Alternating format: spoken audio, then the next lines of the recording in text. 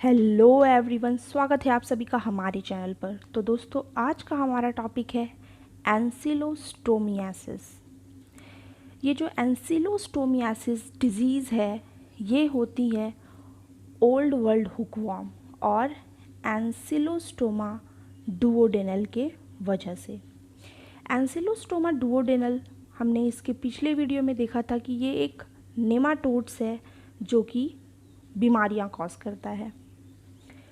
Their larvae is present in contaminated soil, invade the host or man and burrow through skin of feet into blood.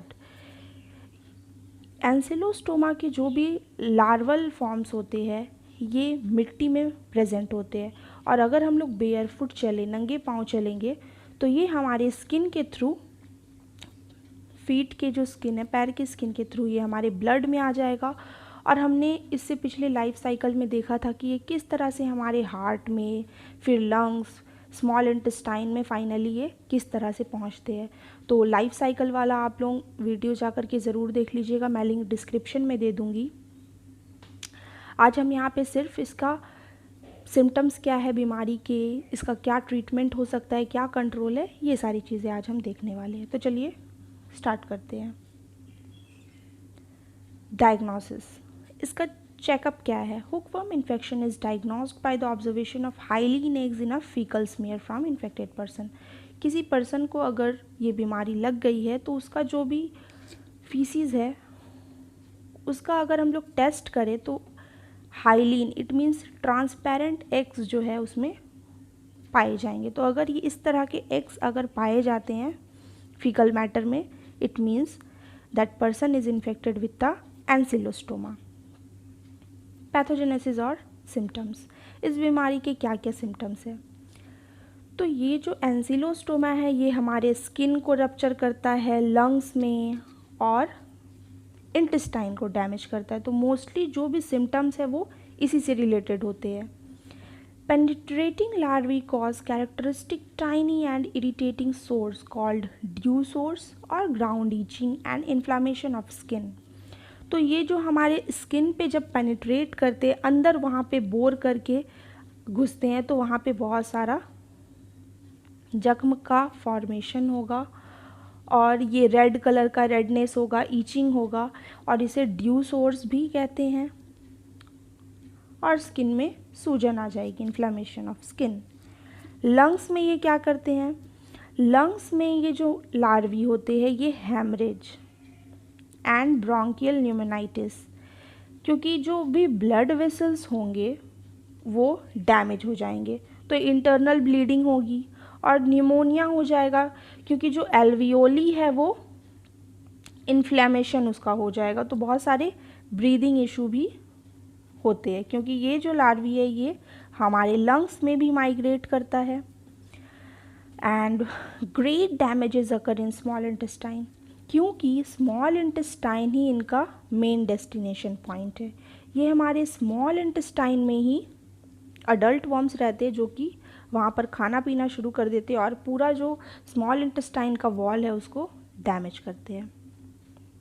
Hair punctured wounds continue to bleed, तो वहाँ पे profusely bleeding होती है, और blood loss के कारण जाहिर सी बात है एनीमिया हो जाता है। And decreases in general immunity and bloody stools, immunity भी हमारी कम होने लगती है, क्योंकि जो वाइट ब्लड सेल्स है उनको भी नुकसान पहुंच रहे हैं, तो उनका भी जो संख्या है वो कम हो जाएगा, लो काउंटिंग, एंड जो स्टूल्स है उसके साथ ब्लड आएगा। तो ये सारे सिम्टम्स है जो कि एंसिलोस्टोमियासिस में देखने को मिलता है। Harmful toxins secreted by glands in head region of worms cause stomach pain, जब ये हमारे इंटेस्टाइन में होते हैं तो ये बहुत सारे टॉक्सिन्स रिलीज करते हैं। ये टॉक्सिन्स वो अपने हेड रीजन से रिलीज़ करते हैं, जिससे कि हमें स्टमक पेन होगा, डायरिया हो सकता है, कॉन्स्टिपेशन, डिस्पनिया होगा, इट मीन्स कि ब्रीदिंग इश्यूज़ भी होंगे, difficulty in breathing, palpitation of heart beating जो है वो हार्ट रेट बहुत ही फास्ट हो जाएगा, इयोसिनोफीलिया, इट मीन्स जो हमारे ब्लड सेल्स है इयोसिनोफिल्स ये भी कम हो जाएंगे, एंड लॉस ऑफ हेल्थ, बहुत सारे हेल्थ इश्यूज़ होंगे, मेंटल एंड फिज़िकल ग्रोथ। बच्चों में जब ये डिजीज़ होती है तो बेसिकली उनका फिज़िकल ग्रोथ और मेंटल ग्रोथ ये रुक जाता है। नाउ ट्रीटमेंट, क्या क्या इसके ट्रीटमेंट है? सो treatment involves administration of anti helminthic drugs. जितने भी दवाइयाँ हैं, टेट्राक्लोराइड, ऑयल ऑफ शिनोपोडियम, टेट्राक्लोरोइथाइलिन, और बहुत ज़्यादा कॉमन ड्रग्स जो कि हम लोग यूज़ करते हैं वो है एल्बेंडाज़ोल, मेबेंडाज़ोल, एल्बेंडाज़ोल। ये सारी दवाइयाँ हमने पहले भी देखा है कि पहले भी जो हेलमिन्स वाले डिजीज़ेस थे उसमें भी एल्बेंडाज़ोल, मेबेंडाज़ोल दिया जाता है।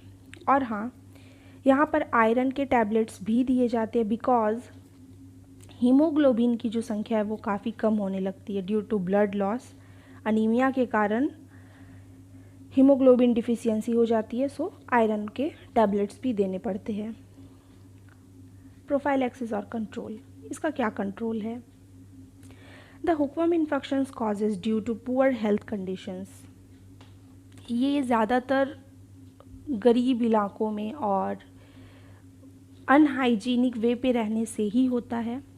इसके मेनली जो प्रिवेंटिव मेजर्स है वो है wearing shoes to avoid skin contact with such soil. अगर हम मिट्टी में जा रहे हैं तो शूज़ पहन के जाए, बेयरफुट जाए ना, क्योंकि अगर हम खाली पैर जाएंगे तो ये इन्फेक्शन होने का खतरा ज़्यादा है। Sanitary disposal of human faeces, human faeces जहाँ पे अफेक्टेड एरियाज़ है, जहाँ पे ये एंसिलोस्टोमा का बीमारी ज़्यादा होता है, वहाँ पे जो भी ह्यूमन फीसिस है उसका डिस्पोजल प्रॉपर वे में किया जाए ताकि जो मिट्टी है वो गंदी ना हो और जो भी फार्मिंग हो सॉइल से वो भी साफ़ रहे, और ताकि हम इसे इंजेस्ट भी ना कर पाए। इंजेक्शन से भी ये बीमारी हो सकती है। तो ये कुछ इसके प्रिवेंटिव मेजर्स है, इसका कंट्रोल है। तो आज का यही हमारा टॉपिक रहा, एंसिलोस्टोमियासिस जो बीमारी है, इसका क्या सिम्टम्स है, कंट्रोल, ट्रीटमेंट, ये सारी चीज़ें हमने देखी। इसका लाइफ साइकिल पिछले वीडियो पे आप सब जाकर देख लीजिएगा। तो फ्रेंड्स, अगर आपको हमारा ये वीडियो अच्छा लगा हो और समझ आया हो, पसंद आया हो, तो मेरे वीडियो को लाइक कीजिएगा, चैनल को सब्सक्राइब कीजिएगा और हाँ, कमेंट्स में ज़रूर बताइएगा। Thank you so much everyone.